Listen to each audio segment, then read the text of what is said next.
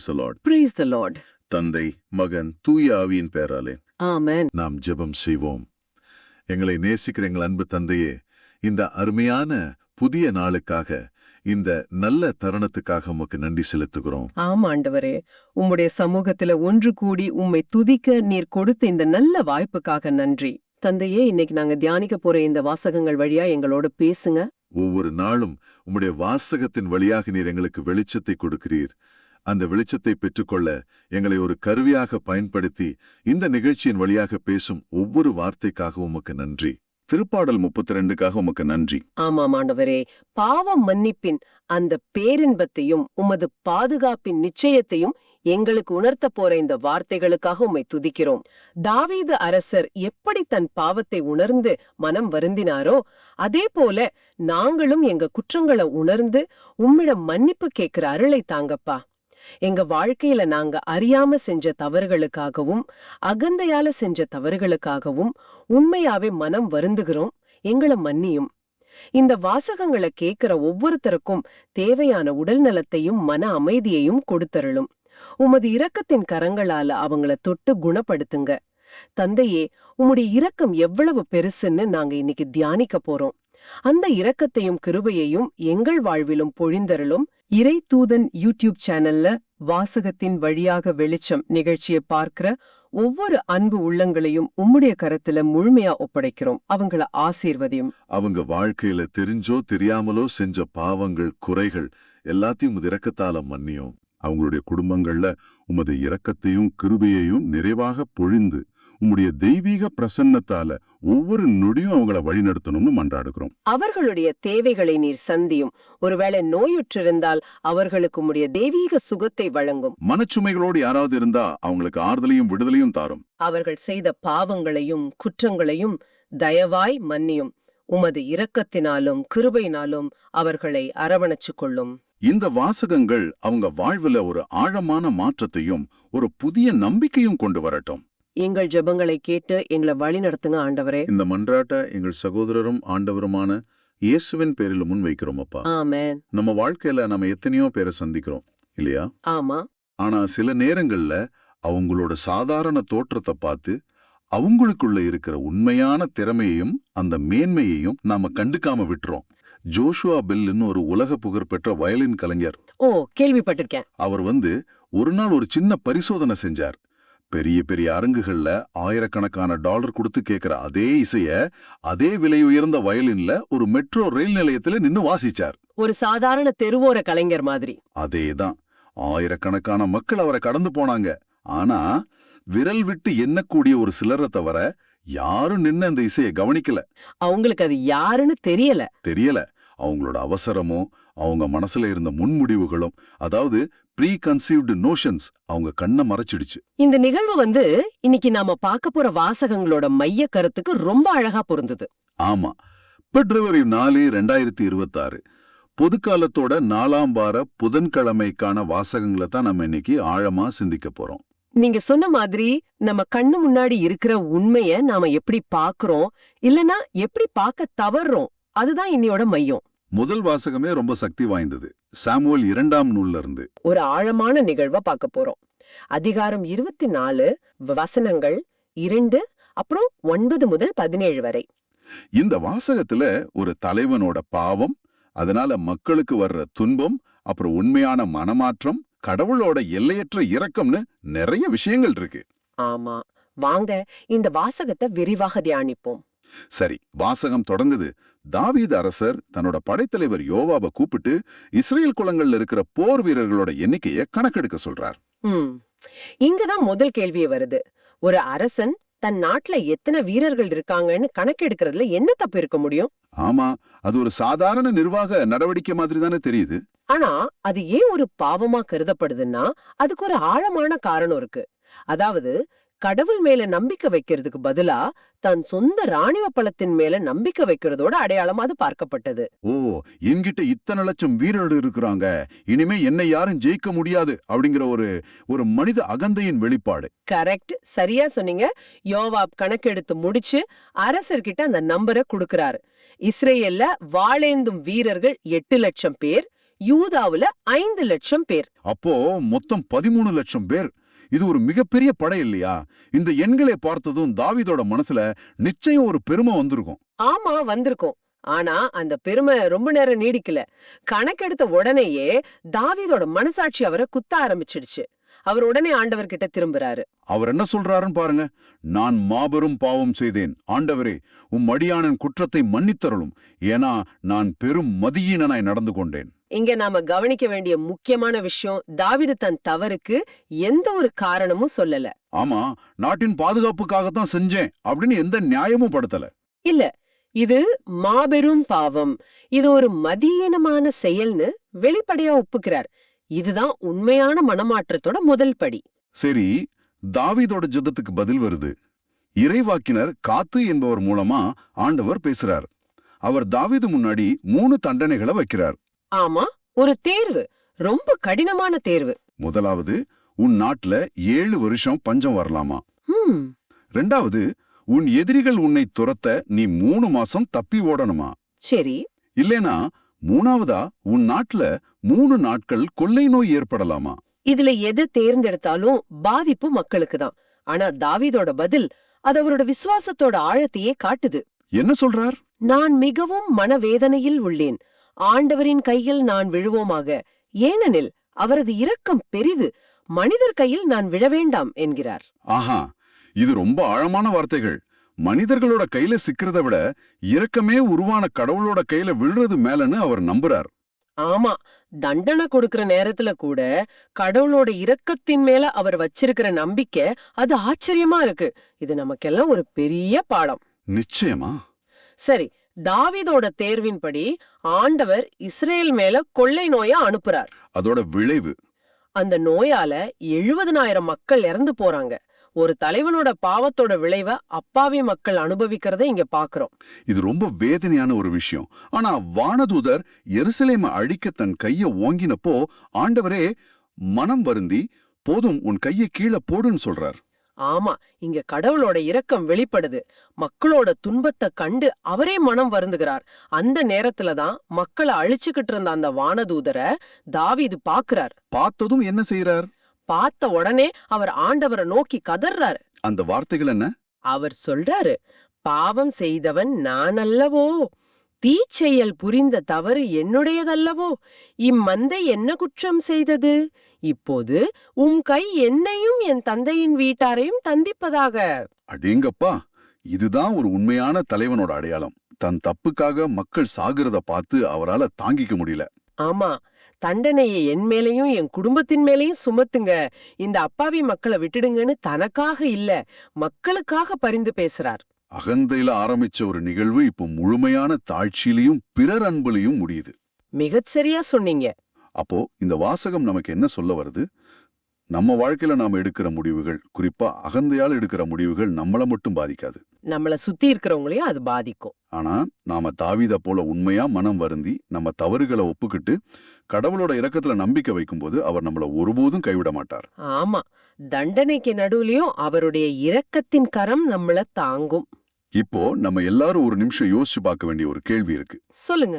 நம்முடைய தவறுகளால மற்றவங்க துன்பப்படும் போது தாவீத போல தண்டனையை நான் ஏத்துக்கிறேன், இவங்கள விட்டுடுங்கன்னு சொல்ற அளவுக்கு துணிவும் பிறர் அன்பும் நம்ம கிட்ட இருக்கா? இத நாம சிந்திச்சு பார்ப்போம். இந்த முதல் வாசகத்துல தாவீதோட உள்ள போராட்டத்தையும் அவரோட மன வருத்தத்தையும் அப்படியே படம் பிடிக்கிற மாதிரி தான் பதிலுரை பாடல் திருப்பாடல் 32 அமைஞ்சிருக்கு. முதல்ல இந்த பாடலோட மையக்கரு, அதாவது பல்லவி, ஆண்டவரே என் நெறிகேட்டையும் பாவத்தையும் போக்கினீர். ஆமா, இது ஒரு கேள்வி இல்ல, இது ஒரு அறிக்கை, ஒரு அனுபவத்தின் வெளிப்பாடு. கரெக்ட். பாவம் மன்னிக்கப்பட்ட ஒரு ஆன்மாவோட ஒரு மகிழ்ச்சியான குரல். இந்த உணர்வோட தான் நாம இந்த முழு பாடலையும் பார்க்கணும். சரி, அப்ப முதல் 2 வசனங்களுக்குள்ள போகலாம். எவர் குற்றம் மன்னிக்கப்பட்டதோ, எவர் பாவம் மறைக்கப்பட்டதோ அவர் பேறு பெற்றவர். ஆண்டவர் எவர் மனத்தில் தீச்செயலை எண்ணவில்லையோ, எவர் மனத்தில் வஞ்சகம் இல்லையோ அவர் பேறு பெற்றவர். இங்கு பேறு பெற்றவர் அப்படிங்கிற வார்த்தை 2 தடவை வருது. ஆமா, யார் அந்த பேறு பெற்றவர்? அதுக்கு 2 காரணம் சொல்லப்படுது. முதல் காரணம், குற்றம் மன்னிக்கப்படுறது, பாவம் மறைக்கப்படுறது. இது கடவுளோட செயல். நாம செஞ்ச தப்ப அவர் மன்னிக்கிறது மட்டும் இல்ல, அது முழுசா மறைச்சிடுறார். ஆமா, ரெண்டாவது காரணம் நம்ம பக்கம் இருக்கிறது. தீச்செயல மனசுல நினைக்காதவர், வஞ்சகம் இல்லாதவர். அதாவது ஒரு உண்மையான மனமாற்றத்தோட ஒரு நேர்மையான இதயத்தோடு இருக்கிறவங்க. சரியா சொன்னீங்க. அப்போ கடவுளோட செயலும் நம்மளோட நேர்மையான உள்ளமும் சேரும்போதுதான் அந்த உண்மையான பேரு, அந்த உண்மையான சந்தோஷம் கிடைக்குது. ரொம்ப அழகா இருக்கு. ஆனா இந்த மன்னிப்பை பெறதுக்கு என்ன வழி? அதுதான் 5வது வசனத்துல ரொம்ப தெளிவா சொல்லப்பட்டிருக்குன்னு நினைக்கிறேன். ஆமா, நிச்சயமா. என் பாவத்தை உம்மிடம் அறிக்கையிட்டேன், என் தீச்செயலை நான் மறைத்ததில்லை, ஆண்டவரிடம் என் குற்றங்களை ஒப்புக்கொள்வேன் என்று சொன்னேன். நீர் என் நெறிகேட்டையோ பாவத்தையும் போக்கினீர். இந்த வசனம் தான் அந்த திருப்பாடலோட இதயம். மன்னிப்பு பெறதுக்கான வழி என்னன்னா அறிக்கையிடுதல், ஒப்புக்கொள்ளுதல். தாவீது அரசர் கூட தன் பாவத்தை மறைக்க முயற்சி செஞ்சப்போ ரொம்ப வேதனைப்பட்டார். ஆனா அதை எப்ப அறிக்கையிட்டாதோ அப்பதான் விடுதலை கிடைச்சது. உண்மையிலேயே பாவத்தை மறைக்கிறதுங்கிறது ஒரு பெரிய சுமை. நாம அதை மனசுக்குள்ளேயே பூட்டி வச்சிருக்கும் போது அதை நம்மளே அழிச்சிடும். ஆனா அதை ஒப்புக்கொள்ளும் போது அந்த சுமையே ஆண்டவர் எடுத்துக்கிறார். ஆமா, நீர் என் பாவத்தை போக்கினீர் அப்படிங்கிறது அதோட உடனடி விளைவா இங்க காட்டப்படுது. சரி, நாம பாவத்தை அறிக்கையிட்டு மன்னிப்பு வாங்கிட்டோம். அதுக்கப்புறம் அடுத்த வசனம் 6வது வசனம். இது ஒரு முக்கியமான வாக்குறுதி.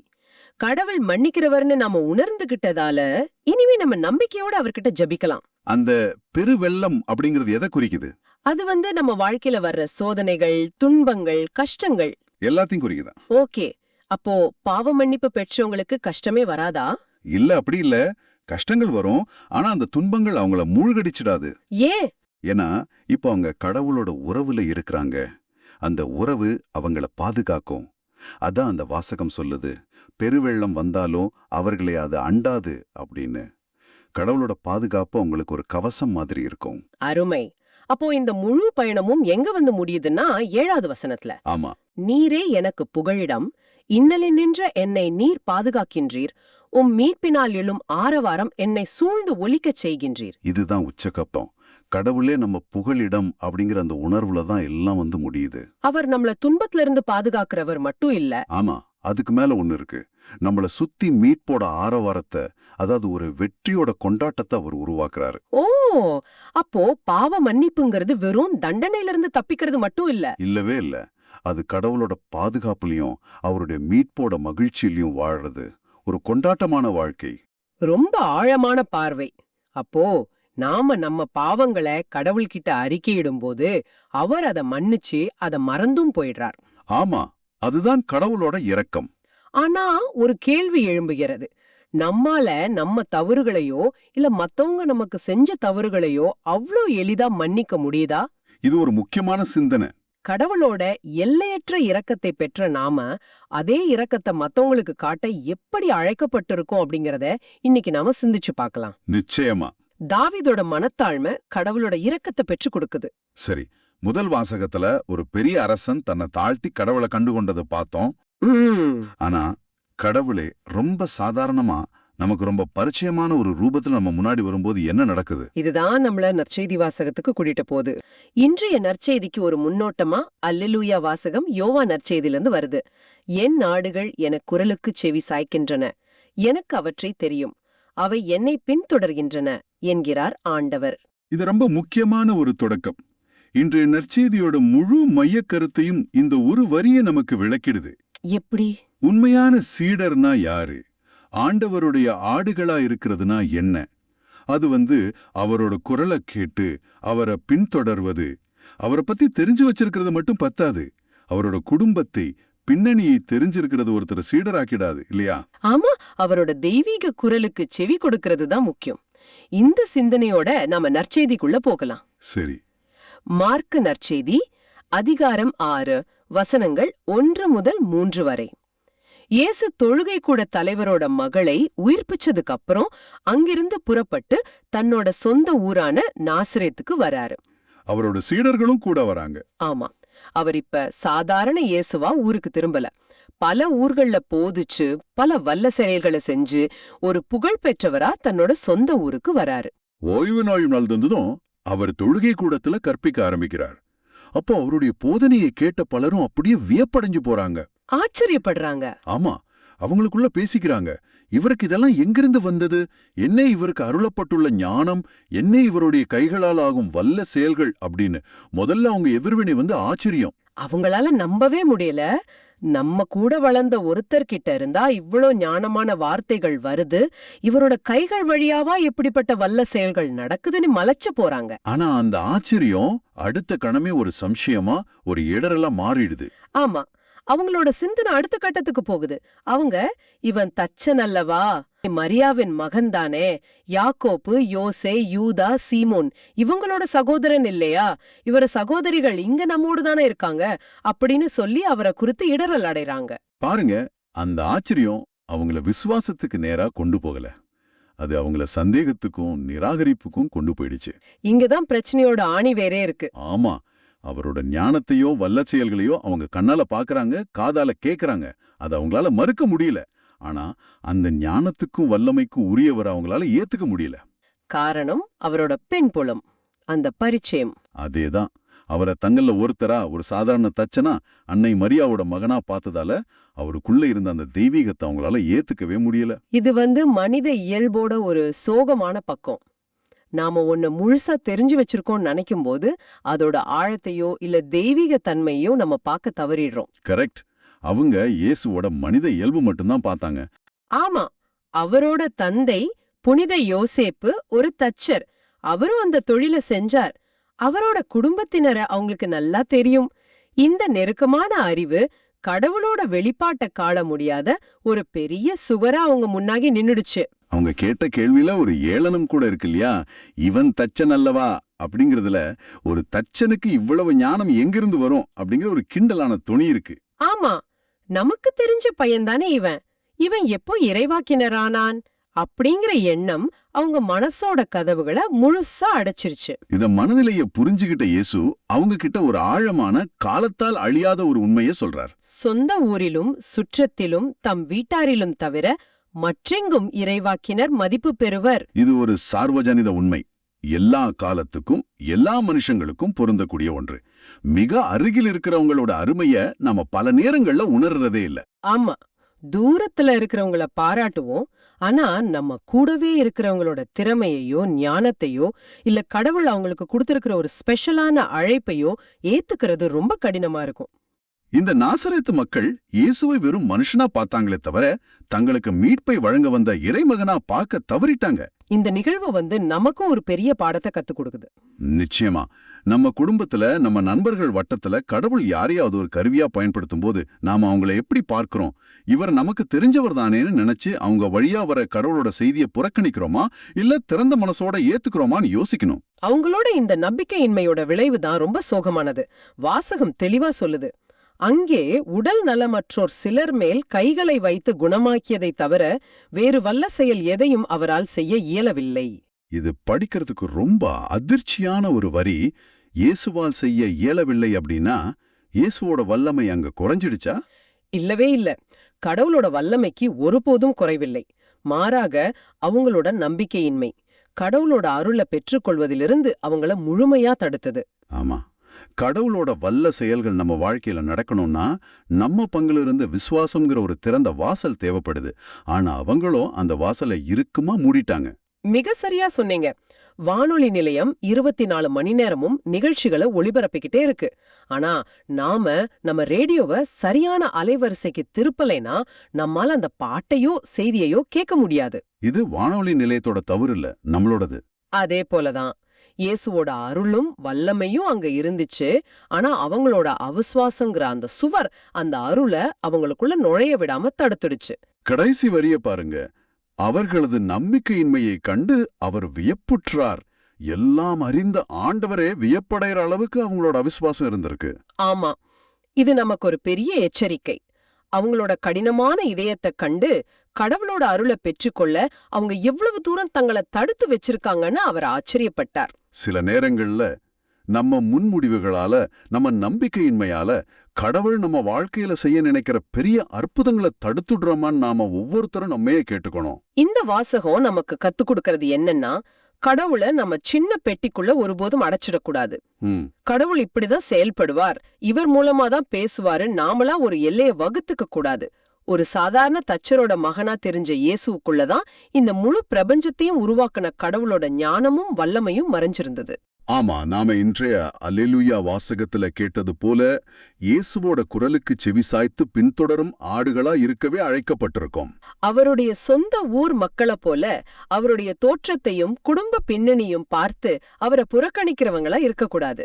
திறந்த இதயத்தோடும் ஆழமான விசுவாசத்தோடும் ஆண்டவரை அணுகும்போது அவருடைய வல்லச் செயல்களை நம்ம வாழ்விலும் நம்ம குடும்பத்திலும் நிச்சயமா காண்போம். அந்த நாசரேத்து மக்கள் ஒரு மிகப்பெரிய வாய்ப்பை இழந்தாங்க. மீட்பரே அவங்க மத்தியில நடந்து அவங்க தொழுகை கூடத்துல பேசியும் அவங்களால அந்த அருளை பெற்றுக்கொள்ள முடியல.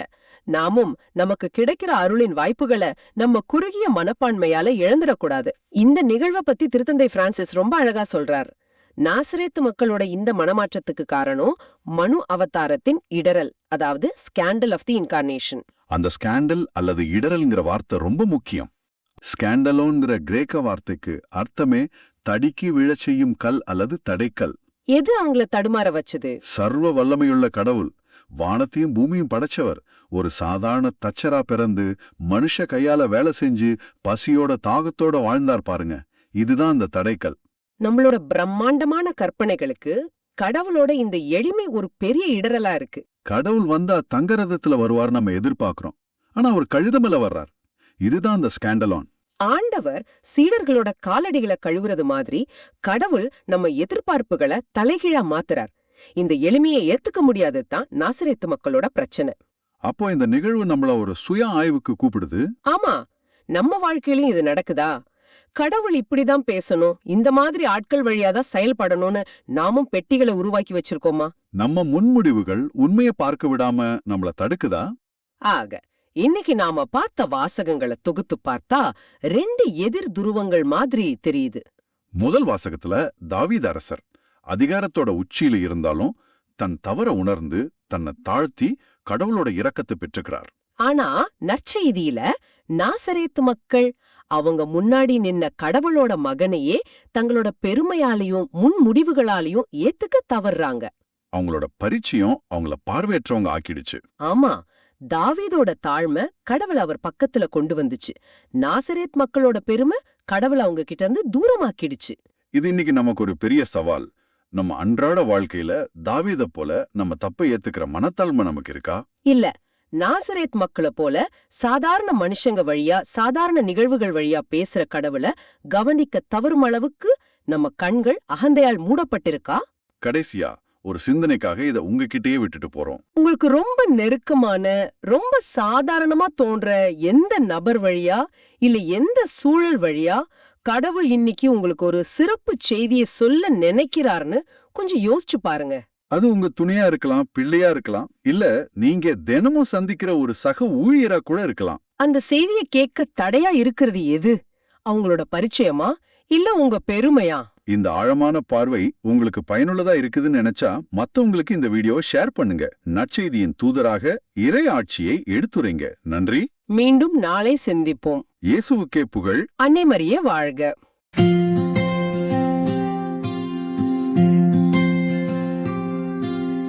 ஆண்டவரே, என் நீதி கேட்டயும் பாவத்தையும் போக்கினீர். ஆண்டவரே, என் நீதி கேட்டயும் பாவத்தையும் போக்கினீர்.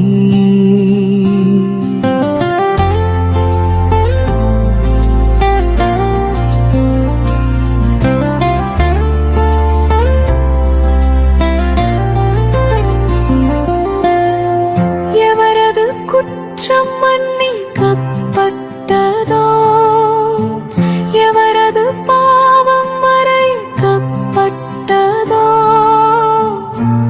அவர் பேரு பெற்றவர். ஆண்டவர் எந்த மனிதர் தீச்செயலை எண்ணவில்லையோ, எவரது மனத்தில் வஞ்சமில்லையோ, அவர் பேரு பெற்றவர். ஆண்டவரே, என் நீதி கேட்டயும் பாவத்தையும் போக்கினீர்.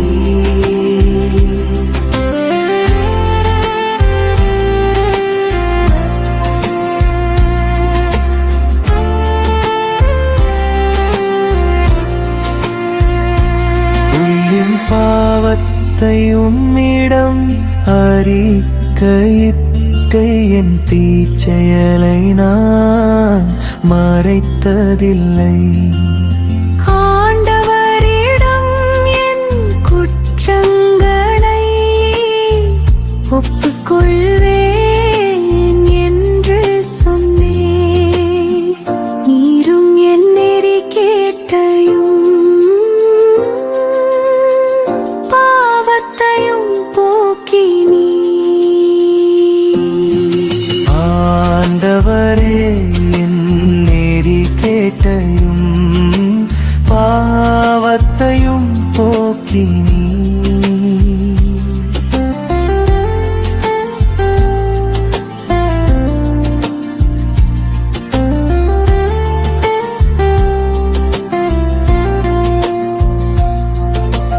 ஆகவே துன்ப வேளையில்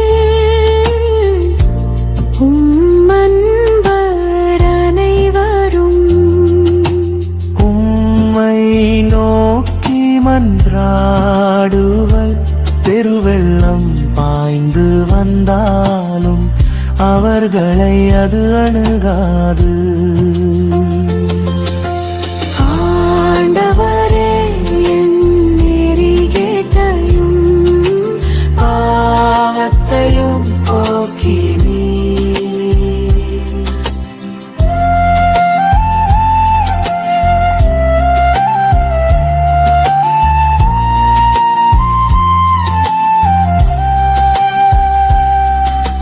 நீரே எனக்கு புகலிடம். இன்னலினின்று என்னை நீ பாதுகாக்கின்றீர். உம்மீட்பினால் எழும் ஆரவாரம் என்னை சூழ்ந்தொலிக்கச் செய்கின்றீர்.